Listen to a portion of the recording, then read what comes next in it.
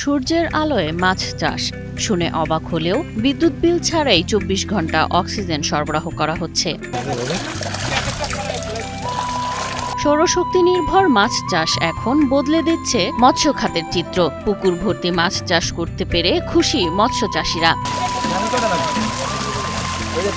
পুকুরের ওপর বসানো হয়েছে সোলার প্যানেল। সূর্যের আলো থেকেই তৈরি হচ্ছে বিদ্যুৎ, আর সেই বিদ্যুৎ দিয়ে দিনরাত চলছে এয়ারেটর। এইচডিএস এর সহযোগিতায় আমরা G3 রুই মাছ চাষ করতেছি। এই মাছটার অনেক গ্রোথ ভালো, আর প্রত্যেকটা ব্যবসায়ী এটা পাইলে লাভবান হবে আশা করি। আর আমরা এইচডিএস এর সহযোগিতায় এই মাছটা অনেক সুন্দরভাবে সোলার প্যানেলে চাষ করতেছি। আমি চাই যে অন্য চাষি আমার পদ্ধতি হিসাবে চাষ করুক। ফলে পানিতে সবসময় থাকছে পর্যাপ্ত অক্সিজেন, কমছে মাছের মৃত্যু হার, বাড়ছে উৎপাদন। যে কটা মাছ নেব আইসা থেকে এখানে সোলার সিস্টেম অক্সিজেন লাগাইছে। অক্সিজেন লাগানোর পর মাছের এটা দেখতেছে খুব সুন্দর, মাছ সুস্থ থাকতেছে, মাছে গ্যাস হইব না, মাছ ভালো থাকো। আমার এই পদ্ধতি থেকে আমার কাছে খুব ভালো লাগছে।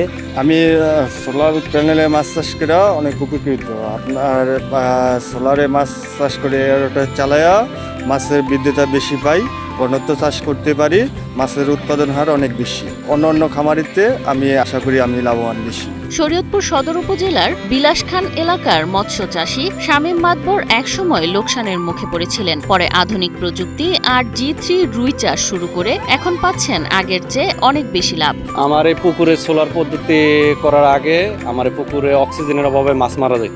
এখন এই সোলার পদ্ধতি আসার পরে আমার পুষ্কুনির মাছ এবং টোটালি সর্বক্ষণ অক্সিজেন চলতে থাকে। কারণ বিদ্যুৎ না থাকলেও আমার এই সোলারের দ্বারা আমি অনেক উপকৃত হইতেছি। ঠিক আছে, আমার ২৪ ঘন্টা আমি এখানে সার্ভিস পাইতেছি। এই কারণে আমার মাছ গত সোলারের আগে আমার মাছ প্রচণ্ড মাছ আমি লস প্রজেক্টে ছিলাম, আমার লস হইতো।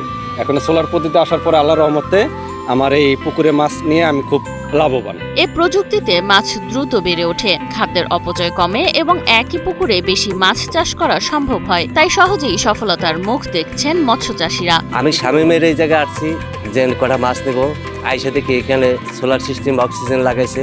অক্সিজেন লাগানোর পর মাছের এটা দেখতেছে খুব সুন্দর, মাছ সুস্থ থাকতেছে, মাছে গ্যাস হইব না, মাছ ভালো থাকো। আমার এই পদ্ধতি থেকে আমার কাছে খুব ভালো লাগছে। জলবায়ু পরিবর্তনের এ সময়ে টেকসই মাছ চাষে আধুনিক প্রযুক্তির বিকল্প নেই, এমনটাই মনে করেন এইচডিএস এর মৎস্য কর্মকর্তা আনোয়ার হোসেন। ক্রাঞ্চি রোলের ভিতর চকলেট ক্রিমের filling, all time cream roll, মুখে দিতেই স্পেশাল ইনসাইড। শরীয়তপুর জেলার বিলাসখান এলাকায় মৎস্য চাষির মাধ্যমে দ্রুত বর্ধনশীল G3 রুই মাছের প্রদর্শনী বাস্তবায়ন করা হয়েছে। এই বিকেএসএফের অর্থায়নে এইচডিএস এর বাস্তবায়নে এই প্রদর্শনীটি বাস্তবায়িত হয়েছে।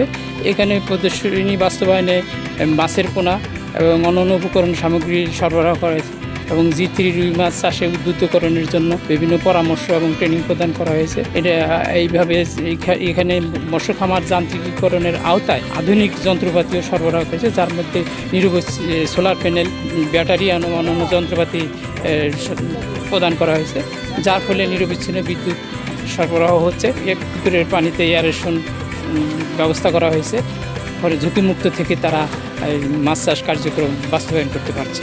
আধুনিক ব্যবস্থাপনায় G3 রুই মাছ উৎপাদন ও লাভ দুই দিক থেকেই সম্ভাবনাময় বলে মনে করেন শরীয়তপুর জেলা মৎস্য কর্মকর্তা বিশ্বজিৎ কুমার দেব। এখানে দুইটা সুবিধা, একটা হচ্ছে যে সৌরশক্তি ব্যবহারের ফলে আমাদের ন্যাশনাল যে বিদ্যুৎ তৈরি করা হয় সেই বিদ্যুতের উপরে যেমন চাপ কমছে, ঠিক তেমনি মাছ চাষকে ত্বরান্বিত করার জন্য তারা তাদের বিকল্প বৈদ্যুতিক শক্তি হিসেবে সৌরশক্তি কাজে লাগাচ্ছে।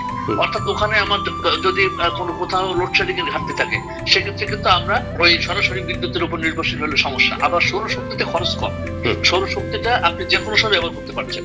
সৌরশক্তি আপনার কিন্তু খামারের ভিতরে যেখানে আপনি বিদ্যুতের কমার্শিয়াল লাইন টানলে আপনার হয়তো অনেক খরচ হতো, কিন্তু সৌরশক্তি ব্যবহারের ফলে হয়তো 5 ভাগের 2 ভাগ সময় এবং 2 ভাগ খরচে কিন্তু আপনি অর্ধেকের কম খরচে কিন্তু আপনি সৌরশক্তিকে এই মাছ উৎপাদন কাজে লাগাতে পারছেন। তাতে করে যেটা দেখা যাচ্ছে যে চাষিরা মাছ উৎপাদন ক্ষেত্রে বিদ্যুতের জন্য যে কষ্টটা হইতো, সেই কষ্টটা কিন্তু অনেকটা মিনিমাইজেশন হচ্ছে।